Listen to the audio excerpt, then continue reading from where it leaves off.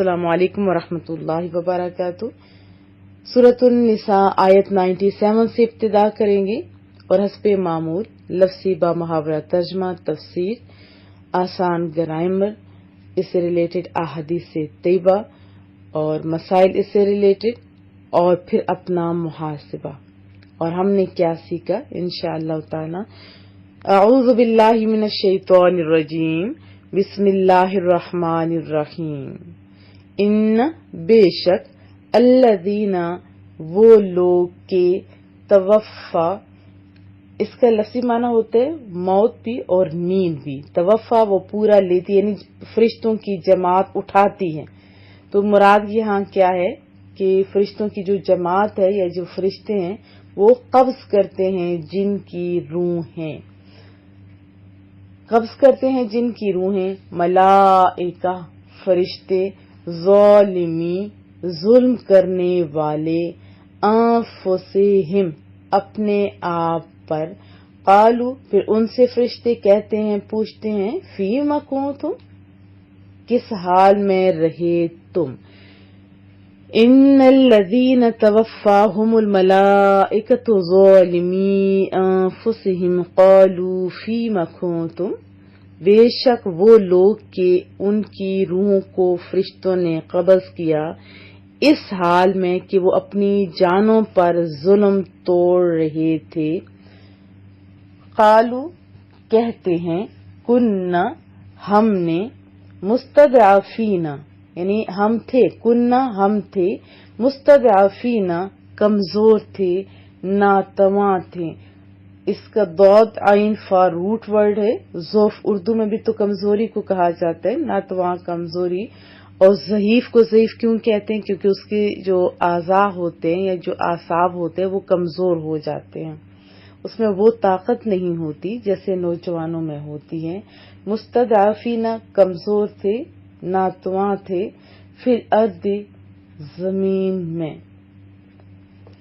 कालू कुन्ना मुस्तदअफीना fill अर्द, वो माजरत करते हुए कहते हैं, पहले तो फरिश्तों ने कहा ना कि तुम किस शगल में थे। फरिश्तों ने पूछा कालू फीमा कुंतुम, तुम किस शगल में थे। अब वो माजरत करते हुए कहते हैं कि हम तो जमीन में बेबस थे। कालू फरिश्तों ने कहा, आ क्या, लम नहीं, अलम क्या नहीं, तकुन थी, अर्दुल्लाही अल्लाह ताला की जमीन, वासिआ फराग, वुसत, ये भी उर्दू का लफ्ज़ है वुसत फराग। फतुहाजिरू पस हिजरत कर जाते तुम, यानी तुम हिजरत कर जाते, वतन छोड़ जाते, किसी और जगह शिफ्ट हो जाते। फीहा इसमें। कालू अलम तकुन अर्दुल्लाहि वासिअतन फतुहाजिरू फीहा, फरिश्तों ने कहा क्या नहीं थी अल्लाह की जमीन कुशादा कि तुम उसमें हिजरत कर जाते। फउलाइका यही वो लोग हैं, यानी जिन्होंने हिजरत नहीं की थी जब फर्ज हुई थी, यही वो लोग हैं, मअवाहुम जिनका ठिकाना, मअवाहुम जिनका ठिकाना कौन सा होगा, जहन्नम, जहन्नम है। फउलाइका मअवाहुम जहन्नम, यही वो लोग हैं जिनका ठिकाना जहन्नम है। वसाअत और वो बुरी है, या उसने बुरा किया वो बुरी है। क्या चीज, मसीरा पहुंचने की जगह, लौटने की जगह, यानी जहां वो रहेंगे, जहाँ के वापस रहेंगे, इसमें ज़र्फ़े मकान है ना ये। वसाअत मसीरा, और जहन्नम बहुत बुरी पलट कर आने की जगह है। फिर फरमाया कि इल्ला मगर, मुस्तदअफीना जो सही के ज़ईफ़ नातवा हैं, मिनर रिजाली मर्दों में से, रिजाल जमा के लिए इस्तेमाल होता है, इसी तरह निसाब भी जमा के लिए। वन निसाई और औरतें, इनके वाहिद क्या हैं, آپ نے پیچھے بارہا پڑھے وہ آپ نے بتانے ہیں. والولدان اور بچوں میں لا یستطیعون وہ استطاعت نہیں رکھتے تھے، طاقت نہیں رکھتے تھے، کر نہیں سکتے تھے. حیلہ کوئی چارہ، کوئی تدبیر، کوئی ہیلا، کوئی بہانہ، مکر، تدبیر، ترکیب، اس کے بہت سارے معنی ہیں. ولا یعتدون اور نہیں پاتے تھے، نہیں جانتے تھے وہ سبیلا راستہ. ولا یہتدون سبیلا مگر واقعی کمزور بے بس مرد اور عورتیں اور بچے جو نہیں کر سکتے تھے ہجرت کی کوئی تدبیر اور وہاں سے نکلنے کا کوئی رستہ نہیں جانتے تھے. فَأُولَئِكَ بس ایسے لوگوں کو عسا امید ہے اللہ تعالی ان یعفو کہ معاف کر دے، درگزر سے کام لے، عفو درگزر، عنہم ان سے. فَأُولَئِكَ عَسَى اللَّهُ أَن يَعْفُوَ عَنْهُمْ تو یہ لوگ ہیں جن کے بارے میں امید کی جا سکتی ہے کہ اللہ تعالی ان سے درگزر فرمائے گا. وَكَانَ اللَّهُ اور ہے اللہ تعالی عفواً معاف فرمانے والا، درگزر فرمانے والا، غفورا بخشنے والا. وَكَانَ اللَّهُ عَفُوًّا غَفُورًا اور اللہ تعالیٰ درگزر فرمانے والا، بہت بخشنے والا ہے.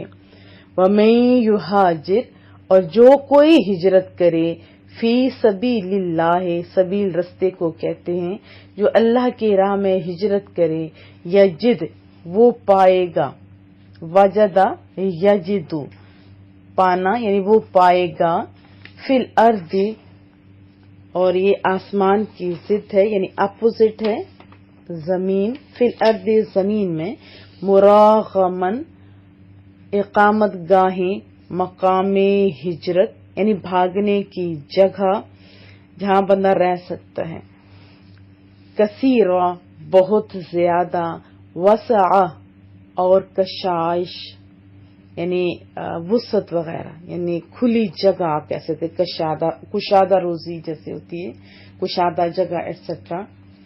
وَمَن يُهَاجِرْ فِي سَبِيلِ اللَّهِ يَجِدْ فِي الْأَرْضِ مُرَاغَمًا كَثِيرًا وَسَعًا جو شخص ہجرت کرے گا اللہ تعالی کی راہ میں تو پھر پائے گا زمین میں پناہ کے لیے بہت جگہ اور کشادہ روزی یعنی وسعت ہی وسعت پائے گا. وَمَن يَخْرُجْ اور جو شخص نکلے یا جو کوئی نکلے، خرجا یخرج نکلنا، من بیتہ اپنے گھر سے یعنی جو شخص اپنے گھر سے نکلے، مہاجرن ہجرت کر کے، مہاجر اسی کو کہتے ہیں نا جس نے ہجرت کی ہوتی ہے، ہجرت کرنے والا، اس میں فاعل ہے، اللہ اللہ تعالی کی طرف، ورسولہ اور اس کے رسول کی طرف، ثم پھر یدرکہ الموت پھر آپ پکڑے، پھر یدرک کا معنی ہوتا ہے وہ پا لے، وہ آپ پکڑے، ادراک بھی اردو کا ہی لفظ ہوتا ہے، اس کو موت آپ پکڑے، فقد تو تحقیق، وقع ثابت ہو چکا یعنی وہ ہو پڑا، ثابت ہو چکا، وہ گرا. وقوع بھی آپ جانتے اردو کا لفظ ہے، ثابت ہو چکا. اجرہ اس کا اجر، جس نے ہجرت کی ہے اس کا اجر، اللہ اللہ تعالی پر. وکان اللہ اور ہے رب کریم، ہے اللہ تعالی، غفور الرحیم بہت بخشنے والا، بہت مہربان. وَمَن يُهَاجِرْ فِي سَبِيلِ اللَّهِ يَجِدْ فِي الْأَرْضِ مُرَاغَمًا كَثِيرًا وَسَعًا جو شخص ہجرت کرے گا اللہ تعالی کی راہ میں تو وہ پائے گا زمین میں پناہ کے لیے بہت کشادہ جگہ اور کشادہ روزی. وَمَن يَخْرُجْ مِن بَيْتِهِ مُهَاجِرًا إِلَى اللَّهِ وَرَسُولِهِ ثم يدركه الموت فقد وقع اجره على اللہ، اور جو شخص اپنے گھر سے نکلے ہجرت کر کے اللہ اور اس کے رسول کی طرف، پھر اس کو راہ میں موت آ جائے تو اس کا اجر اللہ کے ذمہ ثابت ہو گیا۔ وَكَانَ اللَّهُ غَفُورًا رَحِيمًا، اور اللہ تعالی بہت بخشنے والا، بہت رحم فرمانے والا، یعنی غفور الرحیم ہے۔ وضاحت جان لیتے ہیں۔ رسول اللہ صلی اللہ علیہ وسلم جب ہجرت کر کے مدینہ طیبہ تشریف فرما ہوئے تو بعض مسلمان اپنے عزیز و اقارب جیسے ہوتے ہیں رشتہ دار اور مال جائیداد وغیرہ کی وجہ سے مکہ میں رہ گئے، اور اس وقت جبکہ ہجرت فرض تھی ہجرت نہیں کی، یہ ان کی بات ہو رہی ہے۔ ہجرت فرض تھی لیکن ان لوگوں نے ہجرت نہیں کی تھی، تو یہ مکالمہ ہو رہا ہے مرتے وقت فرشتوں سے، تو یہ مکالمہ اور یہ ذکر ہو رہا ہے جو آپ نے ابھی آیات میں پڑھا۔ تو اس وقت ہجرت کے فرض ہونے کے اصل میں دو اسباب تھے۔ ایک تو مکہ کی فضا ایسی نہیں تھی، یعنی ناسازگار تھی، اور کھلم کھلا آپ جانتے ہیں شرک ہو رہا تھا، کفر ہو رہا تھا، فسق و فجور کا بازار گرم تھا، عقیدہ اسلامی کے اظہار اور عبادات کی بجا آوری بہت مشکل تھی۔ آپ جانتے ہیں کہ کیا کیا حالات وہاں ہوئے، تو ان حالات میں ایمان کے ضائع ہونے کا قوی اندیشہ تھا، آپ سب جانتے ہیں۔ تو کیا ضروری تھا؟ اللہ اور اس کے رسول کو زیادہ پتہ ہے نا۔ اس وقت ضروری تھا کہ جسے اپنا ایمان عزیز ہے وہ وہاں سے ہجرت کر جائے۔ اس کے علاوہ آپ یہ بھی جانتے ہیں کہ مدینہ طیبہ پر ہر وقت کفار کا حملہ یعنی ہوتا تھا یا ہونے کا خطرہ رہتا تھا، تو وہاں کے مسلمانوں کو بھی تو ضرورت تھی نا کہ ان کے دینی بھائی ان کے ساتھ آ کے ملے۔ اس مشکل اور نازک جو وقت تھا ان کے ساتھ جب ہوں گے تو انہیں تقویت ہوگی، تقویت ملتی ہے نا، تعداد میں بھی اضافہ ہوتا ہے، اور بھی بہت سارے فوائد ہوتے ہیں اپنے لوگوں کی۔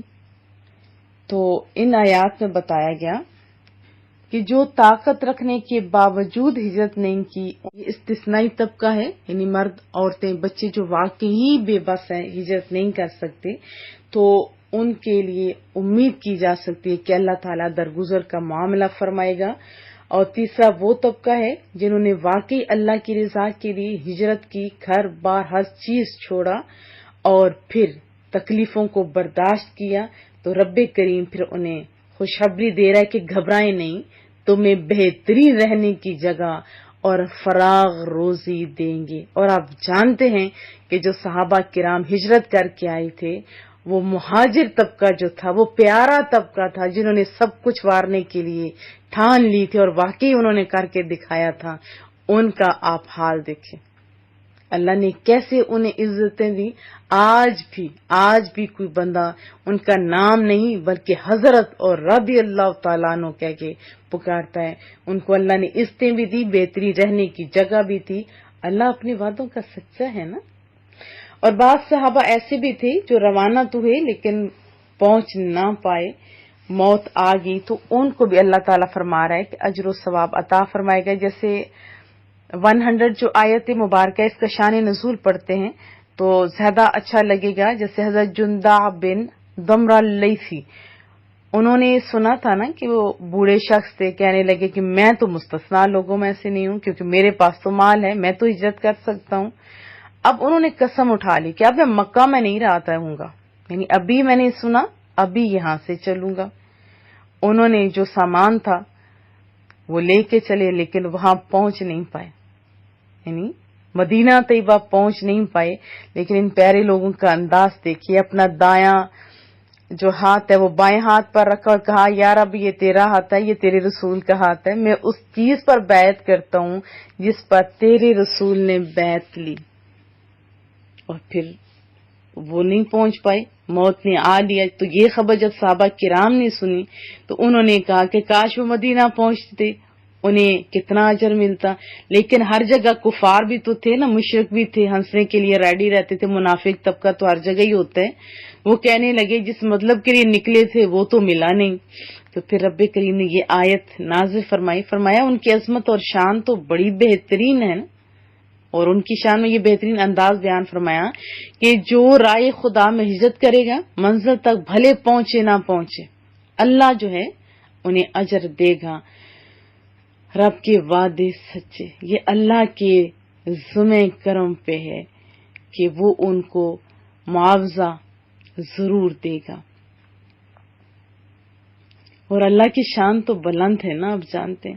تو ان آیات سے ہمیں پتہ کیا چلا کہ جو کوئی نیکی کا ارادہ بھی کرے اور اس کو پورا کرنے سے عاجز ہو تو اس کو ثواب ملے گا. یعنی کہ ارادہ کرے پھر جان بوجھ کے چھوڑتے نہیں، ارادہ پکا کرے پھر وہ عاجز ہو تو اس کو نیکی کا ثواب ملے گا. حضرت ابو ہریرہ رضی اللہ تعالی عنہ سے روایت سنتے ہیں، رسول اللہ صلی اللہ علیہ وسلم کا پیارا ارشاد، پیاری حدیث طیبہ سنتے ہیں کہ جس شخص نے نیکی کا ارادہ کیا اور نیکی نہیں کی، نیکی کا ارادہ کیا اور نیکی نہیں کر سکا یا نیکی نہیں کی تو اس کی ایک نیکی لکھ دی جاتی ہے. یا نیکی کی نہیں، ارادہ کیا تو نیکی لکھ دی جاتی ہے. اور جس نے نیکی کا ارادہ کیا، نیکی کر لی اس کے بعد، تو اس کو 10 سے لے کے 700 گنا تک نیکیاں لکھ دی جاتی ہیں. یعنی جتنا اخلاص ہوگا اتنا ہی اس کو ریوارڈ ملے گا. مراد یہ ہے. اور جس نے گناہ کا ارادہ کیا، اس پر عمل نہیں کیا تو اس کا گناہ نہیں لکھا جاتا. وہ رسول اللہ کی امت کیسے خوش نصیب ہو، کیسے خوش نصیب ہو. آپ ناز کرو کہ آپ رسول اللہ کی امت ہو. کیا فرمایا کہ گناہ کا ارادہ تو کیا لیکن اس پر عمل نہیں کیا تو اس کا گناہ نہیں لکھا جاتا. ہاں گناہ کر لے تو ایک گناہ لکھ دیا جاتا ہے. بحوالہ مسلم شریف. اب ان آیات سے یہ بھی ہمیں پتہ چلتا ہے کہ علم کے حصول کے لیے علماء کرام نے یہ سارے امپورٹنٹ پوائنٹس لکھے ہیں کہ علم کے حصول کے لیے ہجرت کرنا بہت اچھا ہے. اسی طرح جہاد، حج، زیارت مدینہ اور نیکی کی کام، زہد و قناعت اور اس کے حلال کی طلب کے لیے وطن کو چھوڑنا اللہ اور اس کے رسول کی طرف ہی ہجرت ہے، اور اس راہ میں مر جانے والا اجر پائے گا. حضرت عبداللہ بن عباس رضی اللہ تعالی عنہما سے مروی ہے، رسول اللہ صلی اللہ علیہ وسلم کا پیارا فرمان کہ جس سے علم حاصل کرتے ہوئے موت آ گئی وہ اللہ تعالی سے اس حال میں ملاقات کرے گا کہ اس کے یعنی علم حاصل کرنے والے کے اور انبیاء کرام علیہم الصلاۃ والسلام کے درمیان صرف درجہ نبوت کا فرق ہوگا. یہ معجم الاوسط میں لکھا ہوا ہے. کیسے لکی لوگ ہیں وہ جو علم کے حصول کے لیے نکلتے ہیں. اور یہ دیکھیے کتنی پیاری احادیث طیبہ ہم نے سنی. اسی طرح حضرت ابو ہریرہ رضی اللہ تعالی عنہ سے روایت ہے، رسول اللہ صلی اللہ علیہ وسلم کا پیارا فرمان، جو حج کے لیے نکلا اور مر گیا، ابھی حج نہیں کیا، حج کے لیے نکلا اور مر گیا، قیامت تک اس کے لیے حج کرنے والے کا ثواب لکھا جائے گا. اور جو عمرہ کے لیے نکلا اور مر گیا، اس کے لیے قیامت تک عمرہ کرنے والے کا ثواب لکھا جائے گا. مسند ابو یعلا میں ہے. تو ہم نے آج کتنا زیادہ سیکھا اور کتنی اہم باتیں سیکھی. سب سے بڑی بات کہ ہم نے نیکیاں کرنی ہیں، اچھے کام کرنے ہیں، علم کے حصول کے لیے کوشش کرنی ہے. ابھی آپ کے پاس جو دروس آئے خود بھی سننے ہیں، دوسروں کو بھی سنوانے ہیں. اپنا محاسبہ کرنا ہے کہ ہم کہاں پہ کھڑے ہیں، ہم کس طرف ہجرت کر رہے ہیں. تو چلیں آج سے ہم لوگ انشاءاللہ تعالی برائیوں کو چھوڑ دیتے، ہم یہی ہجرت کر لیتے ہیں. کدھر؟ نیکیوں کی طرف، اللہ اور اس کی رضا کے لیے، اللہ اور اس کے رضا کے رسول کی رضا کی طرف. علم کی حصول کے لیے. تو کیا میں توقع رکھوں؟ اللہ آپ کے لیے آسانیاں پیدا فرمائے. دعاؤں کی درخواست رہے گی. السلام علیکم ورحمۃ اللہ وبرکاتہ.